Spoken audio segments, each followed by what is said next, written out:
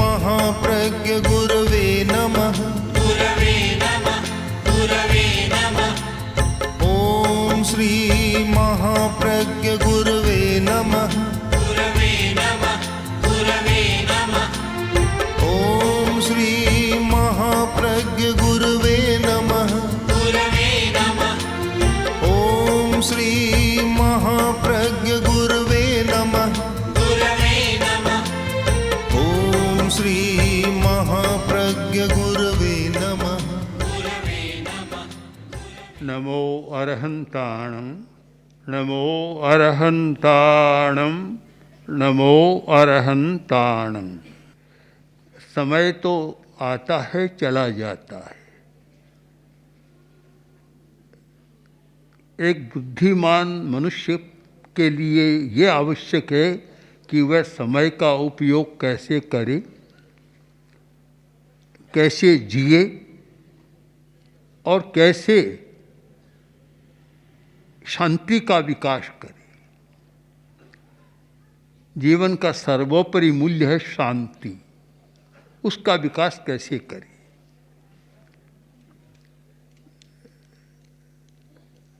वर्तमान युग में और वैज्ञानिक वातावरण में और वैज्ञानिक निष्कर्षों, आविष्कारों और खोजों ने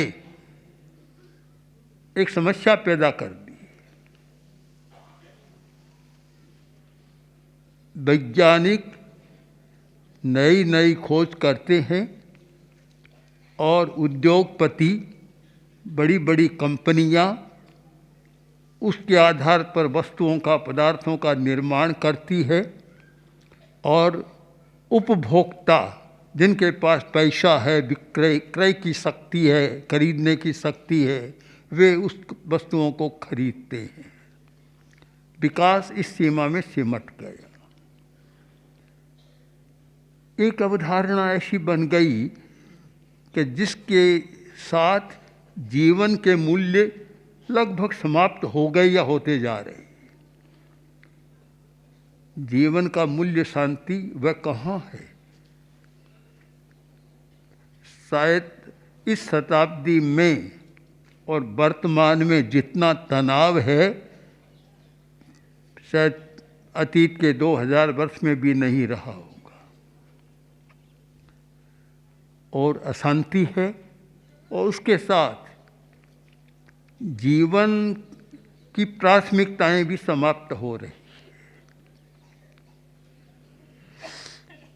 एक बहुत बढ़िया वस्तु है, पदार्थ है, जिसका मूल्य है 10 लाख, 20 लाख, 50 लाख, 1 करोड़, 10 करोड़,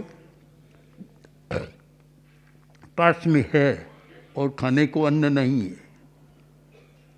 क्या करेगा? पीने को पानी नहीं है तो क्या करेगा? यानी विकास के साथ एक जीवन मूल्यों का योग होना आवश्यक था। तो इस विकास के द्वारा जीवन के मूल्य समाप्त हो रहे हैं, जीवन की आवश्यकताएं समाप्त हो रही है या और कुछ हो रहा है।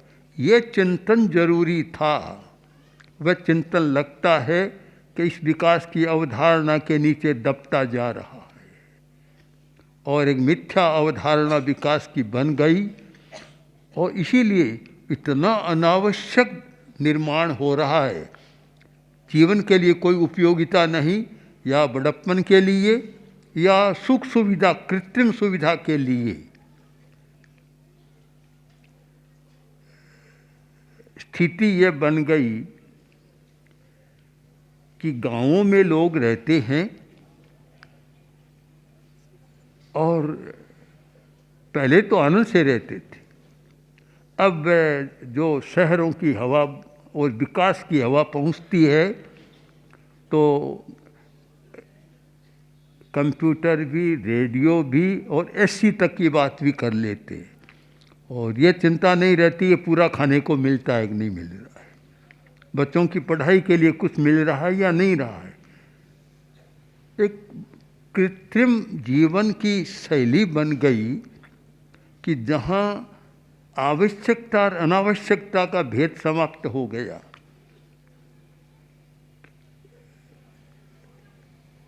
मैंने देखा है कि लोग बड़ी शांति से रहते थे और बीमारियां भी कम थी। 100 वर्ष पहले देखें, इस प्रदेश में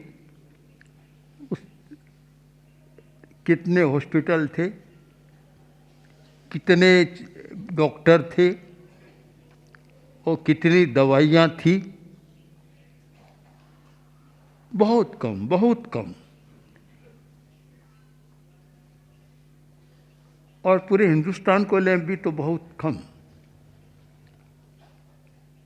कारण कि बीमारियां भी कम होती थी थोड़ी बहुत, किंतु उनका, मनुष्यों का रेजिस्टेंस पावर, उनकी रोग प्रतिरोधक शक्ति इतनी मजबूत थी कि बीमारियां पास में आती नहीं। यह तो ठीक है कि बीमारी के कीटाणु, वायरस तो हर व्यक्ति के भीतर रहते हैं, किंतु वे आक्रमण कब करते हैं?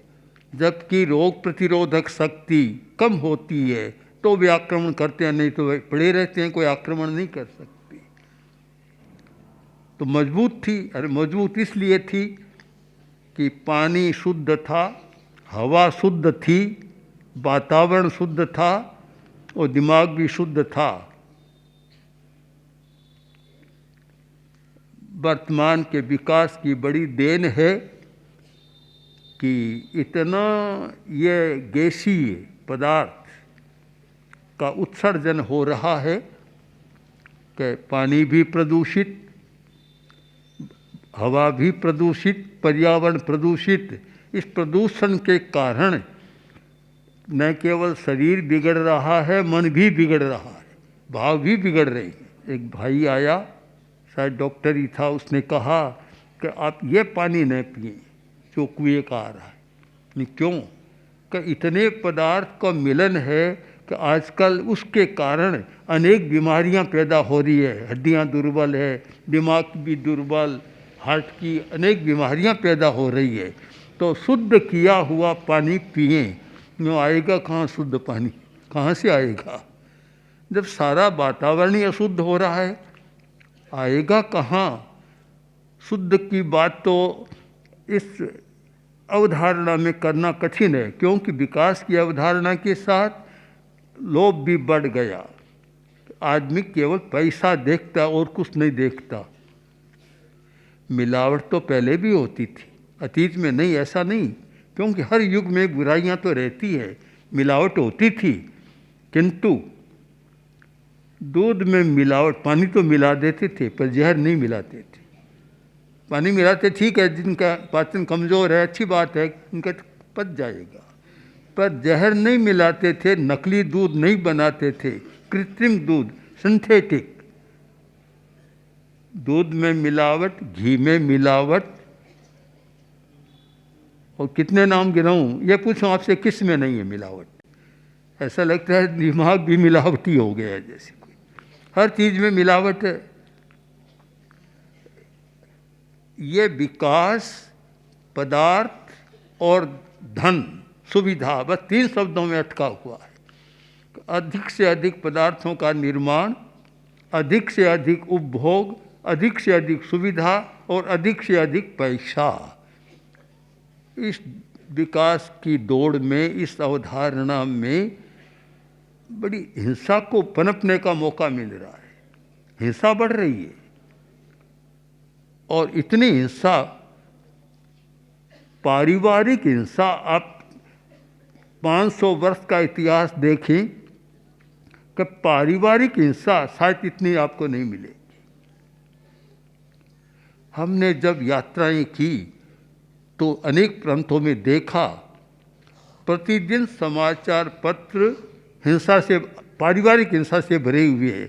पिता को मार डाला, पुत्र को मार डाला, पत्नी को मार डाला, चाचे को मार डाला, चाचे ने भतीजे को मार डाला। तो मैंने तो वहाँ कहा भी था कि भाई ये समाचार क्यों छापो, सुबह सुबह पढ़ेगा उसका दिमाग और बिगड़ जाएगा, वह और हिंसा में चला जाएगा। ऐसा हो रहा है, हिंसा बढ़ रही है, क्योंकि आप निश्चित माने कि जहाँ पदार्थ का मूल्य बढ़ेगा, वस्तु का मूल्य बढ़ेगा, सुविधा का मूल्य बढ़ेगा और पैसे का मूल्य बढ़ेगा, वहाँ हिंसा निश्चित बढ़ेगी। भगवान महावीर की वाणी एक बड़ी महत्वपूर्ण है कि आरंभ परिग्रह, आरंभे चेव परिग्रहे चेव। आरंभ और परिग्रह यानी हिंसा और परिग्रह दोनों को कभी अलग मत करो, अलग हो नहीं सकते। जहाँ परिग्रह बढ़ेगा हिंसा बढ़ेगी, निश्चित सिद्धांत है, इसमें कोई संदेह ही नहीं हो सकता, और व्याप्ति भी है। ये दोनों साथ साथ बढ़ेंगे। जितना परिग्रह उतनी हिंसा, और जितना कम परिग्रह उतनी कम हिंसा होगी। उसका परिणाम यह आया सुविधा का कि जिनके पास पैसा वे लोग तो पूरी सुविधा भोग रहे हैं, और उनका एक वर्ष का बजट भी भारी है, और उनकी आय भी बहुत भारी है, किंतु 20 रुपये में आदमी अपना जीवन कैसे चलाएगा? एक दिन में 20 रुपया मिलता है, 100 रुपया मिलता है, जीवन कैसे चलाएगा? तो आज तो ऐसा लगता है कि पहले किसी से पूछते, बोलो कैसे है, कि मज़े में है, दाल रोटी मिल रही है। आज तो कोई कहेगा दाल भी मुश्किल हो गई है, रोटी भी मुश्किल है, दाल तो बहुत मुश्किल है। जो हर आदमी बीमार को मूंग की दाल बतलाता। और एक बार हमारे संत ने, मुनि हेमराज जी स्वामी ने दाल लाए भिक्षा में, तो दाल में मिश्रण था, चने की दाल, मूंग की दाल, मोठ की दाल, ऐसे कोई मिश्रण था। भिक्षु स्वामी ने उलाहना दिया कि मिलाकर क्यों लाया, कि मेरा दाल दाल है। कि नहीं, दाल तो है, पर कोई बीमार है, बुखार है, तो उसको मूंग की दाल तो दी जा सकती है, पर चने की दाल तो नहीं दी जा सकती। तो जो दाल, मूंग की दाल एक बीमार के लिए पथ्य था, कम पाचन वालों के लिए पथ्य था, और साधारण था, और साधारण कहावत बन गई कि दाल रोटी मिल रही है। अब तो सोचना पड़ेगा कहाँ दाल है, आकाश में एक, ज़मीन पर है। ये स्थिति सारी बनी है। हम स्थितियों का विश्लेषण करें कि इस विकास ने मनुष्य को कितना दुखी बनाया है और हिंसा कितनी बढ़ी है। एक तो हुआ है कि इस विकास की अवधारणा में कुछ लोग बहुत बड़े धनी बन गए। इतने बड़े धनी शायद पहले कुछ लोग थे, पर आज काफ़ी बन गए, और बड़ी बड़ी सूचियाँ प्रकाशित होती है कि हिंदुस्तान में इतने करोड़पति बढ़ रहे हैं, इतने अरबपति हो रहे हैं, सारी सूचियाँ आ रही है। यह साथ में नहीं आती कि कितने भूखों की संख्या बढ़ रही है, भूखमरी की कितनी बढ़ रही है, और कितनी हिंसा उसके साथ बढ़ रही है, कितना आतंक बढ़ रहा है, कितना उग्रवाद बढ़ रहा है। ये सारी क्यों बढ़ रही है? हम कारणों पर विचार करें तो हमें मुड़कर देखना होगा कि जब समाज में नैतिक मूल्य कम होते हैं, जब मनुष्य का मूल्य कम होता है, पदार्थ का मूल्य बढ़ता है, तब हिंसा बढ़ती है। आचार्य तुलसी ने बहुत पहले राष्ट्र की आज़ादी के साथ अणुव्रत का प्रवर्तन किया था। उसका उद्देश्य था, अनेक बार आचार्यवर ने कहा कि हिंदुस्तान को आज़ादी मिली है, अब स्वतंत्रता के बाद एक प्रकार का बढ़ेगा, क्या कहूँ, उन्माद, कटु शब्द हो सकता है, पागलपन को छोड़ भी दें तो उन्माद बढ़ेगा, और यह धन और सत्ता की दौड़ होगी। अगर नैतिक मूल्य नहीं रहे तो समाज दुखी बन जाएगा। इस उद्देश्य से अणुव्रत आंदोलन का प्रवर्तन किया गया था, नैतिकता का सूत्र सामने रखा गया था किंतु ठीक जो चिंतन था वही हुआ कि समाज ने नैतिकता को तो गौण कर दिया और पदार्थ मुख्य हो गए और सारी समस्याएं बढ़ गई। आज नैतिकता की बात तो करना बड़ा मुश्किल काम है। मेरी तो पक्की धारणा है कि मैं उस धर्म को धर्म नहीं मानता जिसकी पृष्ठभूमि में नैतिकता नहीं है। पूजा पाठ क्रियाकांड सब चलते हैं, पर अगर नैतिकता नहीं है उससे कहने में बड़ी कठिनाई है कि वह धर्म है। तो जहाँ जड़ ही नहीं, नींव नहीं है, वहाँ प्रासाद की कल्पना करना भी बड़ा कठिन है कि बड़ा महल अगर होगा तो गिर जाएगा, टिकेगा नहीं। तो नैतिकता जड़ है, वह समाप्त होती जा रही है। और कहीं ऐसा न हो जाए कि जैसे राजा शब्द शब्दकोश का ही रह गया, वैसे नैतिकता ही शब्दकोश में रह जाए, व्यवहार में न रहे। यह स्थिति आएगी तो मनुष्य के लिए सबसे भयंकर स्थिति होगी। इसलिए हमें मुड़कर देखना है। नए वर्ष के नए सूर्य का स्वागत करें तो नैतिक मूल्यों की प्राप्ति के साथ करें, आध्यात्मिक चेतना की जागृति के साथ करें, शांति के साथ करें। ये संकल्प करें कि जीवन का सर्वोपरि मूल्य जो शांति है वह खोता जा रहा है, समाप्त हो रहा है। हमें शांति के साथ जीना है, इसके साथ करें तो नया वर्ष अच्छा हो सकता है। और इस अवधारणा को छोड़कर और केवल अधिक से अधिक धन, अधिक से अधिक सुविधा के लिए ये करे तो समय तो आएगा, चला जाएगा, आपको कुछ देकर नहीं जाएगा, देगा नहीं। वह कुछ समय कुछ दे नहीं सकेगा। समय भी उसी को देता है जिसका चिंतन मानवता के साथ या प्राणी जगत के साथ जुड़ा हुआ होता है, जिसका चिंतन इसके साथ जुड़ा हुआ है। गीता की भाषा में आत्मवत् सर्वभूतेषु, आचार्य सूत्र की भाषा में महावीर की वाणी में कहूँ, आय तुले पयासु। पुराने ऋषियों ने, आचार्यों ने जो सत्य को खोजा था और जिस सत्य का प्रतिपादन किया था और जिस सत्य के आधार पर समाज एक सुखी जीवन जी रहा था, वे सत्य विस्मृत हो रहे हैं। उन सच्चाइयों को भुलाया जा रहा है। तो उनके स्थान पर ये पदार्थ की सच्चाइयाँ सामने आ रही है। जीवन की सच्चाइयाँ लुप्त हो रही है, पदार्थ की सच्चाइयाँ सामने आ रही है।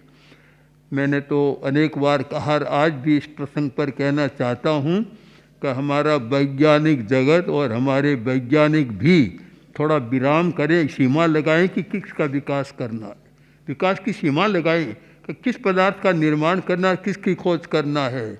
और बड़ी बड़ी कंपनियां और बड़े उद्योगपति भी इस सीमा करें कि हमें जीवन को दुविधा में डालने वाली वस्तुओं को छीनकर और ये ऐसे पदार्थों का विकास नहीं करना है जो लखपति करोड़पति खरीद सके, गरीब भूखा मरता रहे। अगर यह चिंतन बदले तो शायद आने वाला वर्ष कल्याणकारी होगा। और मैं चाहता हूँ कल्याणकारी बने और हर आदमी नैतिक मूल्यों की खोज करें, नैतिक मूल्यों का विकास करें। बाजार में नैतिकता, ऑफिस में नैतिकता, व्यापारी में नैतिकता, कर्मचारी में नैतिकता और सरकारी अधिकारियों में नैतिकता, और जो बड़ी बड़ी कुर्सियों पर बैठे हैं, सत्ता की कुर्सियों पर, उन सब में नैतिकता का दर्शन हो। आज तो बड़ा मुश्किल है कि कहना कि और सब कुछ है, उस घर में या उस ऑफिस में या उस दुकान में नैतिकता है या नहीं, और तो क्या धर्मस्थान में भी नैतिकता है नहीं, यह भी बड़ा कठिन हो रहा है। बड़ा कठिन हो गया, समस्या हो रही है। तो मैं इस अवसर पर यह कहना चाहूँगा कि अगर हमें हिंसा को कम करना है, आतंक को कम करना है और शांति के साथ जीना है, तो अहिंसा और नैतिकता पर विचार कर और उसके साथ नए दिन उगने वाले सूर्य का स्वागत करें तो समाज का कल्याण होगा, परिवार का कल्याण होगा, व्यक्ति का कल्याण और विश्व का कल्याण होगा। ओम आर्य। ॐ श्री महाप्रज्ञ गुरवे नमः। गुरवे